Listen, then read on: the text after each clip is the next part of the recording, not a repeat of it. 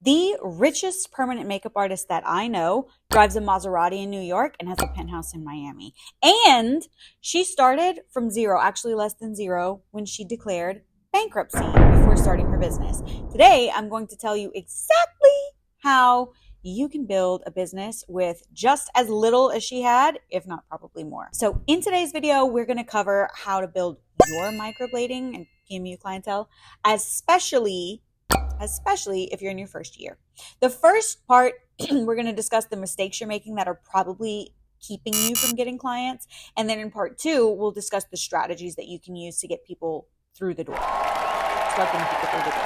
So whether you're a beginner artist or you're juggling a full-time job with your microblading business, you can attract quality, high-paying clients to your PMU business. First, let's address a common misconception that holds a lot of people back, especially when they're new PMU artists. This is the belief that you should undercut your competition by charging $100 less because you have less experience. Let me explain this to you, okay?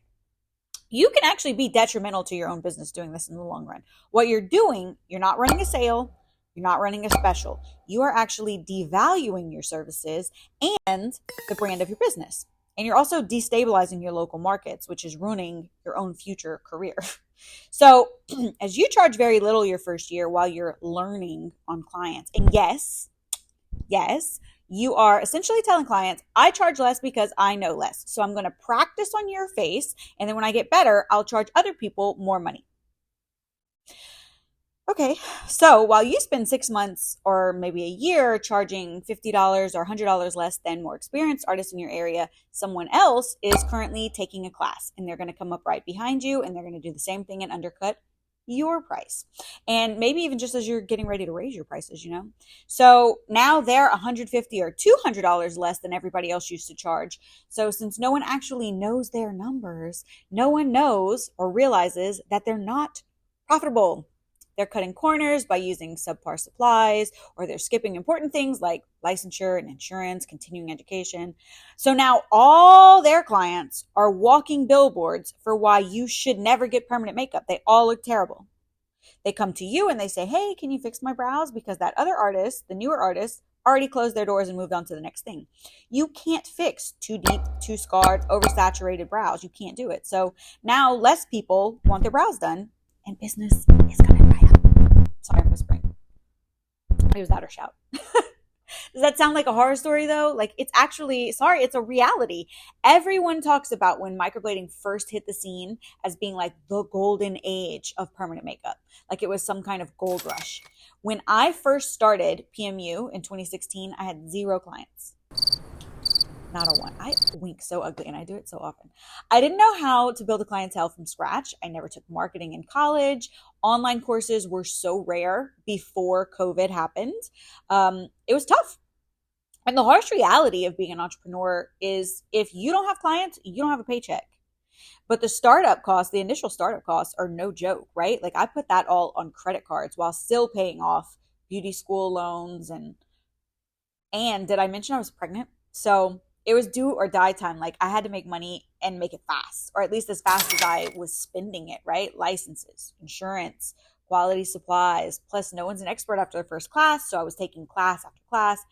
That actually became a hamster wheel for me. And if it happened to me, I know that it's happened to probably 5 to 10 people who are watching this. I needed to get better. So my before and afters would be better so that people would book with me and then I could have some money to pay off my card and then buy another class, which would then make me better and set me apart so that my before and afters would look better. So people would book with me so that I could have some income so I could pay off a card and then I could buy another class, which would set me apart. Let's talk about why you might not be getting clients and how to turn things around. Okay. Let's get off the hamster wheel of take a class, pay it off, take a class, pay it off. Reason number 1, fear-based thinking. Okay. Many of us fall into the scarcity mindset, fearing that there are not enough clients to go around, but in reality, there's actually an abundance of potential clients out there for us. It's true that permanent makeup artists need a hell of a lot more clients on their roster than other beauty businesses. Like Lash artists probably need like 20 to 30 clients to be booked for the year. A hairstylist probably needs like 50 to 100 to be fully booked for the year. This is because their clients come back every couple weeks. So permanent makeup artists needs hundreds of clients because we need a new ass in the chair every single day. Our clients don't come back every 4 weeks like clockwork. Are there really hundreds of clients for each permanent makeup artist in your local area? Actually, yes. People are turning 18 to get tattoos. People are moving to your area. People, are retiring from PMU and their clients need somewhere to go every single day. So also, let's be really honest with yourself.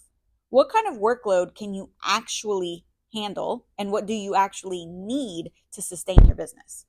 Then let's look at the numbers and make sure that you are actually priced correctly for your overhead and for your skill set. Be honest with yourself.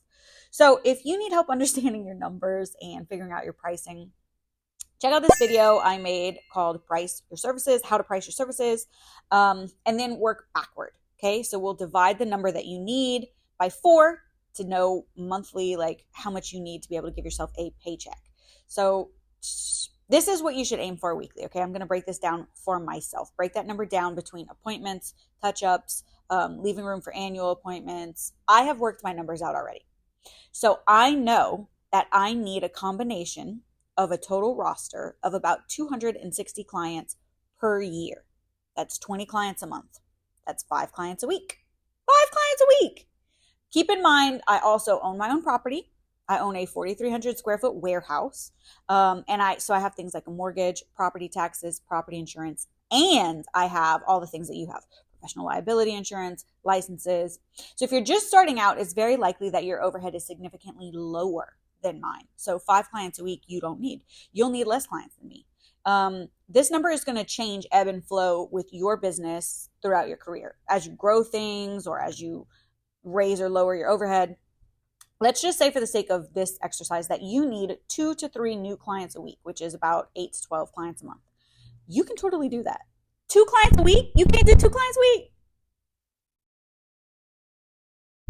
Not so scarce after all. Okay, moving on. Reason number 2, I would say, would be your lack of commitment. It's you. You're the problem. It's you. If you treat your business like a hobby, you're going to get hobby level results. Sorry, babe. Successful permanent makeup artists are absolutely obsessed with their craft and with their business. They live it. They breathe it.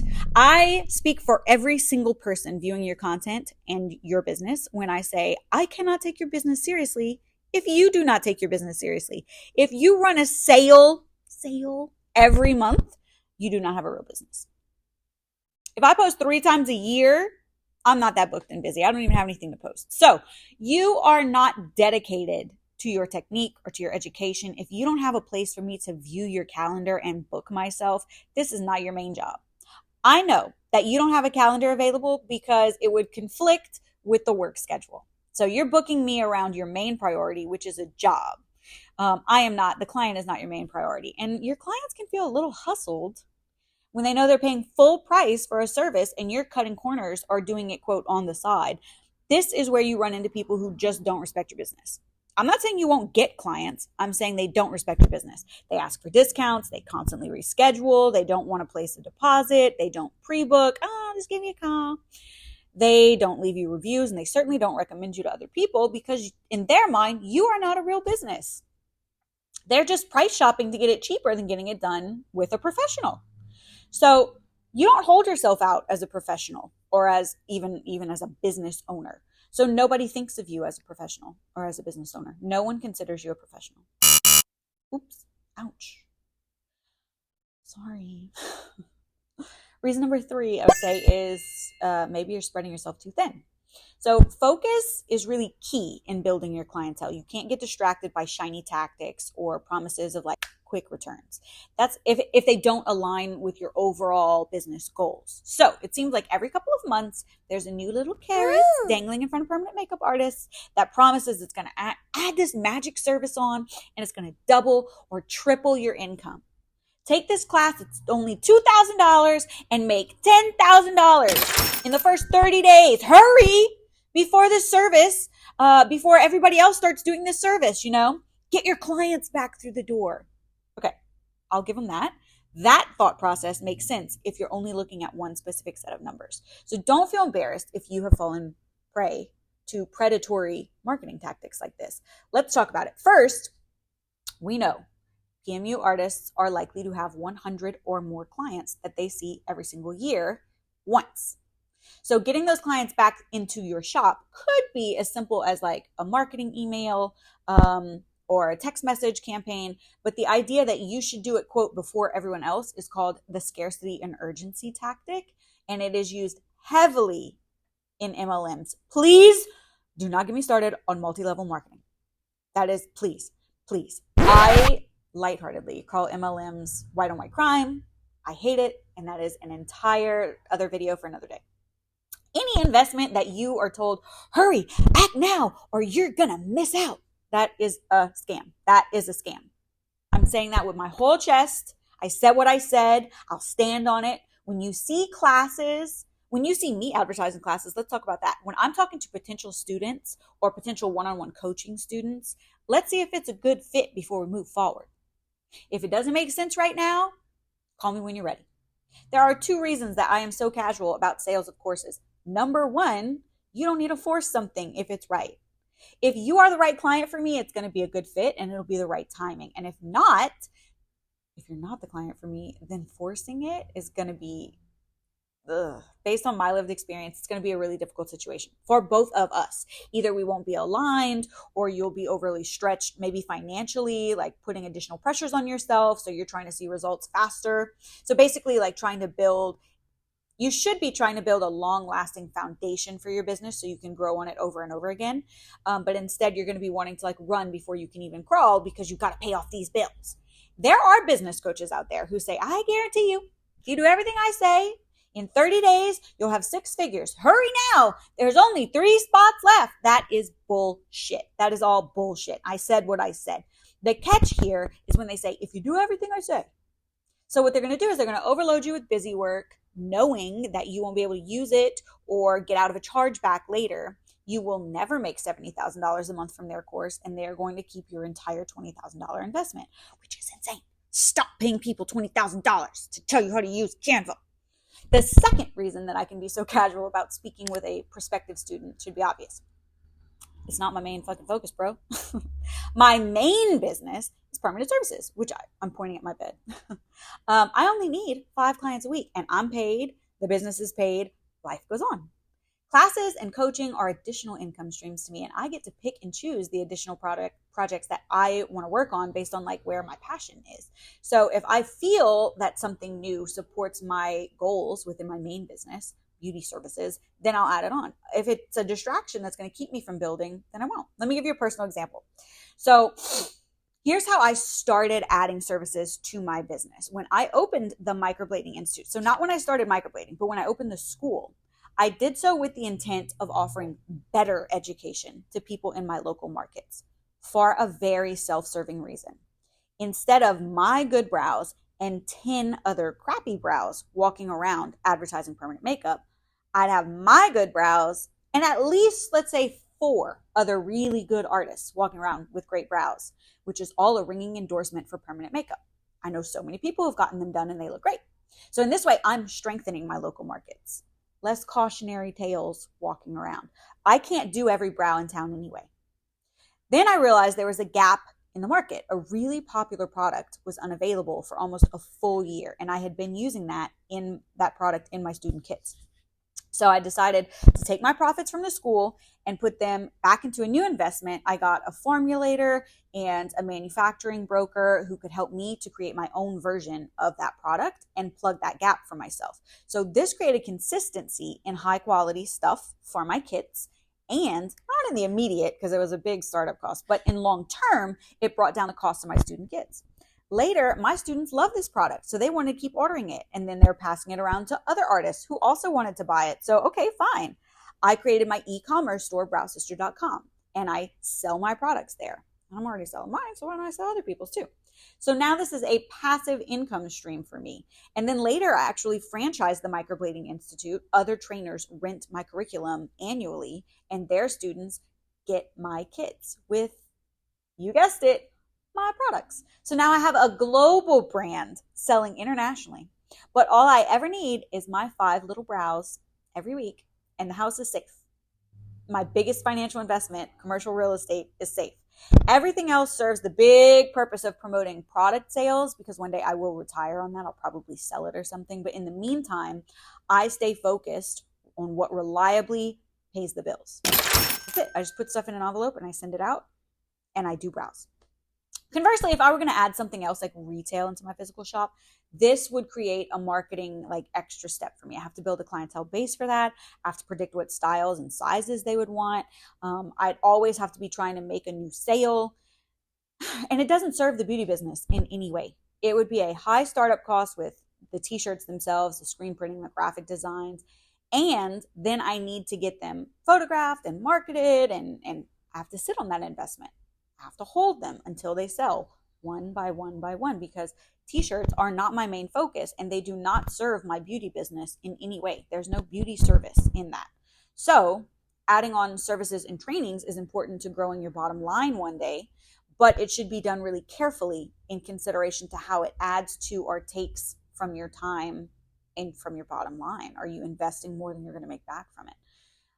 Okay, now that we've discussed that, let's move on to actionable strategies on how to get permanent makeup clients through your door right now. What do Tina Davies and Carla Ricciardone have in common? Okay, well, that's stupid. That's pretty broad, because actually a lot of things, right? They are master artists, they own $1 million companies, they have great reputations, they both have lip color lines, they are both mothers, but and they are both my friends. But the answer I was actually looking for is that both gave away their permanent makeup for free. Gave it away. I'm not even kidding. Carla, I think, gave away her first 100 clients. Maybe so did Tina. You need a handful of models that you take with your educator, and you need tons of video content and footage, photos, before and afters, all that stuff. Photos of you working on the client, client reactions, testimonials, written and video of the models, and then blast them everywhere. Get the educator, the models, your friends, your cousins, your old classmates, your ex-roommate, your ex-boyfriend, your local mayor, your biggest hater. I don't care. Tag them all so their audience can see it. They can untag themselves later. I do not care. I'm focused on myself and my business. That's it. Tag Nicki Minaj. She could share it. Who knows? Let people know that you have 10 spots available, no charge. But here's the catch. Be selective as hell, okay? Let them know there will only be 10. You will be videoing and photographing from start to finish. And they must pay for their 8-week touch-up. So the whole thing is not a full free ride. No previous work, pristine skin, wear lashes and makeup, have your hair done, the whole 9 to come to the appointment, because I'm taking a ton of photos and videos and I want them to look good. And restrict the time limit this is available. They cannot book this now for a month later. They cannot reschedule. Too bad. This is your one shot. This is your one shot, Fancy. Don't let me down. I have 2 spots open on Monday. I have 2 spots open on Tuesday. These are the times, 9 a.m. and 11 a.m. If you claim your time and don't show up to reschedule, too bad for you. You're out. And honestly, I'm blocking you for wasting my time. Now, maximize this opportunity. Once they come through the door, I want you to maximize this. So you're going to capture content for social media. I want you to have a friend standing there with a camera, get video of you working, get close-ups of your hand, get wide shots of you actually sitting there, get the client smiling, listen to client questions throughout the whole thing. How's it feel? Are you nervous? Why did you trust this artist? Et cetera, et cetera, et cetera. Everything, the entire process, clips. People want to know what's it going to feel like. What does it look like? What happens? How's the shape done? How's the color selected? On and on and on. I want you to grab all the B-roll footage you can and then use that. Throw text over it, voiceovers of it. You should have enough content from marketing for your social media and for your website for months. After 10 free appointments, it's crazy. 10. Then I want you to take it a step further, and I want you to make those models work for you. So I want a 3 to 5 second clip each day for a week, saying like, hi, my name is, it's day whatever of healing. This is what they feel like. This is what they look like. This is why. I'm going to explain this to you. Because I did this. So in 2020, I took 4 models who had large reach. So they had big audiences and they were young with like perfect skin, really pretty. And I did their brows for free. But I gave them an influencer contract that says, these are your tangibles, these are your deliverables, right? I'm going to do the brows and I'll do the second session of brows. But you are going to do one static post that lives on your feed forever. And you're going to do, I think it was like two, I don't remember exactly because it was 4 years ago, but you'll do some story posts while you're here getting them done, and then you'll do a story post when they're done. But also afterward, when they're healing, I want 3 to 5 seconds of you saying, my name is, it's day whatever of healing, this is what I have to do for healing, and this is what they feel like, and this is what they look like. And now I've saved them as highlights on my Instagram so that when someone says to me, well, I have a wedding on Saturday, or my kid's graduating next Wednesday, what are they going to look like? Should I push it out? Should I not schedule right now? What are they going to look like? I can send them 4 different people saying on day 3, this is what they look like. On day 4, this is what they look like. Very, very, actually, I'll show it to you. This is kind of what they look like. So this is how you could put this into practice, basically. Yesterday, I got my brows done by Victoria, so today is day 1 of healing. There is absolutely no pain. Like, I'm not sugarcoating it at all. No pain whatsoever. I love them. It saves me so much time. I don't have to fix my brows anymore. I am obsessed. Hey guys, it's Kylie. I am currently on day 2 of healing. No pain at all. I'm still applying the ointment 3 times a day. And I'm not wearing any makeup, and I just feel like I don't need to. Hey guys, it's Kylie. So today is day 3. Today is actually the last day for applying the ointment. There's still no pain. I am still obsessing over them. As you can tell, I'm loving them. Hey guys, what's up? It's Kylie. So today is day 4. There is still no pain. Hey guys, it's Katie here. I got my eyebrows done yesterday by Victoria. I'm actually obsessed. There's no pain at all, and the after instructions are so easy to follow through. Hey guys, it's Katie here. It's day 2 of my eyebrows. Guys, it's Katie. It is day 3 of the healing process. Easy. So strategy number 2, I want you to gather those testimonials and I want you to start charging money. As soon as you start seeing success from this, people start like inquiring and saying, oh, my friend sent me whatever, start charging for services. Use those testimonials that you just got to build credibility and attract more clients, and ask for testimonials every time.